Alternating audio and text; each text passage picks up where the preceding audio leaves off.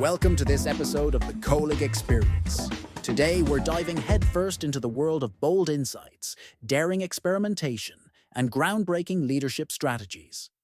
We'll explore how the medium of communication shapes society and why authentic leadership is more crucial than ever in our post-truth era. Get ready for an engaging discussion that will challenge your perspective on leadership and connection in today's rapidly changing world. Let's dive in. In 1964, American philosopher Marshall McLuhan coined the phrase, "The medium is the message." McLuhan, who later wrote a book with this title, identified the impact of the television revolution on Western society. An impact he distilled with remarkable wisdom into this brilliant sentence he formulated.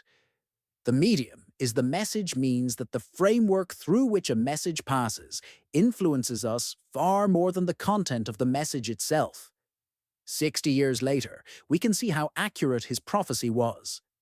This article is written as we likely enter an election year in Israel, with all the necessary caution that comes with any attempt to predict the future in the reality of Israel 2025. These elections will be told from every hilltop and under every green tree are truly fateful elections. Truth is, that's what politicians tell us in every election cycle. And it's true. They are very fateful, especially for the politicians trying to get elected. But seriously, despite our natural tendency to blame public officials for cynicism, a tendency they've earned with great integrity, we're not sure politicians are the heart of the problem. There's a chance they're just the symptom. The core problem in this case, in our view, is that democracy as a social system for running a country is increasingly losing its relevance in the post-truth era.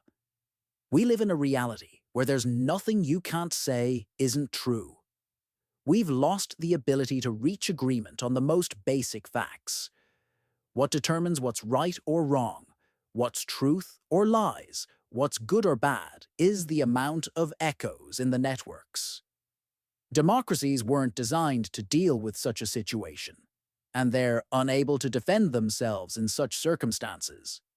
By the way, there are studies showing that somewhere in the second decade of the millennium, the trend of expanding democracy in the world stopped, and a process of retreat began where there are fewer democratic countries and less democracy in countries that are still democratic.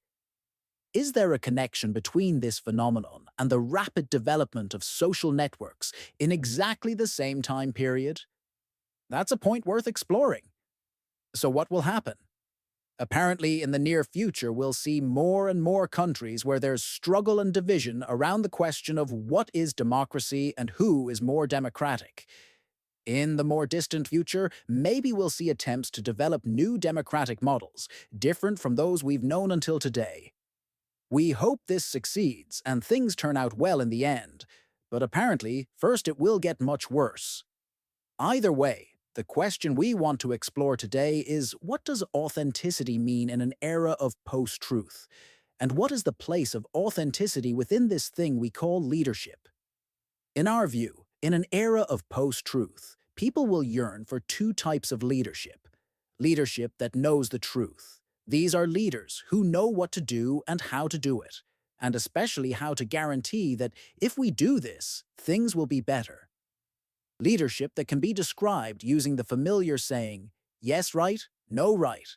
The main thing is say it with confidence. Or in the updated version, I don't know what you saw, what you didn't see. I left at 5. In this case, the phrase, "the medium is the message," comes to expression in that it doesn't matter what the content of the leader's words is. The message is, we know. If you think this is only about political leadership, well, it's not. No systems are immune to populism. We're seeing more and more of this leadership style in organizations too. Managers whose leadership is based on their position as those who know what's good and how to get there correctly. This is leadership that might be suitable for very dramatic crisis moments, and for a very short period of time. The thing is, it rarely restrains itself. Usually it stays and intensifies, We don't have much to say about this except that it's dangerous and toxic leadership. We worked with a biotech startup where the founding CEO embodied this knowing the truth style perfectly. During the early funding rounds, when investors demanded certainty about regulatory pathways, this leader would speak with absolute conviction about timelines and approval processes that were inherently unpredictable. The message wasn't about the actual regulatory strategy, it was about projecting unwavering confidence. While this initially attracted investors and talent, it created a culture where questioning became impossible, and when inevitable setbacks occurred, the organization had no tools for adaptive thinking. The medium of absolute certainty had become more important than the actual message of navigating uncertainty. Leadership connected to its truth. In contrast to leadership that always knows the truth, the power of attraction of leadership, connected to its truth, is its authenticity. The appeal of leaders of this type is their ability to maintain authenticity, even in situations of high uncertainty and complexity. In parentheses, let's say it's important not to confuse authenticity with directness. Many times we think that someone who speaks straight, what you see is what you get, is authentic.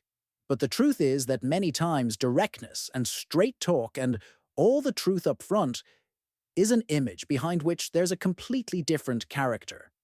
And when the person themselves already believes the image, then they might be direct, but they're definitely not authentic. Directness doesn't attract. Authenticity does. How can you distinguish between them? Most of us have pretty good sensors that reveal to us what's real and what's fake. We just need to listen to them. Close parentheses. Why is authenticity so attractive? We think at least part of the answer is related to the fact that authenticity allows contact with a person's inner self. Authenticity seemingly peels away the protective layers we have and gives our environment access to our most personal places. This evokes empathy and a desire for connection. But, and this is an important but, for this connection not to be destructive, the leader needs to have an authentic connection with themselves. Psychology calls this true self as opposed to false self, which is the person's alienation and disconnection from themselves. What does authentic connection with oneself mean? It means several things. We'll address two. First, it means a high level of self-awareness, understanding what is ours and what isn't. It means we recognize the projections we make, and we're willing to take back ownership of our less good parts. Projection is a primitive defense mechanism designed to protect us from coming into contact with parts that are difficult for us to feel or see. It works quite simply. When there's something we can't stand in ourselves, we'll find someone in our environment with a similar characteristic and then project that unbearable thing onto them, so that for us, they'll be the ones identified with it. This way, we build a new home for the trait or characteristic we don't want to see in ourselves, and we're freed from having to come into contact with it. We said defense mechanism, meaning a mechanism that comes to protect us, but it also has a downside. If we use it too much, we might lose contact with who we really are. Second, it means we dare to express clear truth without putting in too many voices that push us to give up because of various reasons and excuses. There are cases where considerations of the type, "I don't want to hurt anyone," "It's important to me that they like me," "I'm not comfortable confronting," or other fill-in-the-blank concerns enter our decision-making. It's not that these considerations lack importance, but if they appear too often, it means we're distancing ourselves from our center, from our true position, and the authenticity sensors of those around us will sense this immediately. Take a little test with yourselves. Think how many things you don't tell your employees, and it doesn't matter if it's to protect them or you.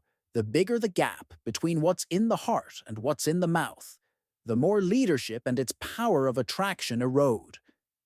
Too many times we see managements and managers deliberating and agonizing around the question of what to tell employees and what not to, and if so, how to say it. out of an attempt to control the message that will be absorbed. It's right and important to think about what message will be absorbed on the other side, but if you do too much editing to the message, then it usually comes out crooked. And that itself distances people. Our position on this matter is radical honesty. Organizational secrets are poison. In the end, truth comes out. And then the experience of those from whom things were hidden is that hiding is always an option, so at no moment can they not think about the fact that something important is happening and they don't know about it. By the way, in most cases we're told that the hiding was intended to protect employees from the noise. And we say, let go of that. Employees aren't children who need protection. They're capable of dealing with difficult truth, and if your concern is that they'll run away from you because they'll discover the truth, then what does that say about you? What does that say about your relationships with employees? In our work with a traditional manufacturing company facing market disruption, we encountered the opposite of the biotech CEO's false certainty. The leadership team had been withholding information about potential plant closures for months, believing they were protecting their workforce from anxiety. When we facilitated sessions where leadership practiced radical honesty about the uncertainties they faced, something remarkable happened. Rather than panic, employees began contributing innovative solutions they'd been hesitant to share. The authenticity of, "We don't know exactly what's coming, but here's what we're thinking and we need your help," proved far more powerful than any manufactured confidence. The medium of genuine uncertainty and invitation to collaborate became a message of respect and partnership that transformed the organization's ability to navigate change. We believe that the more confused the reality around us becomes, the harder it becomes to distinguish between what's right and what's wrong. And the more populist leadership is present in our lives, the more the power of attraction of authentic leadership will grow, of leaders who will be more connected to themselves and whom others will want to connect with.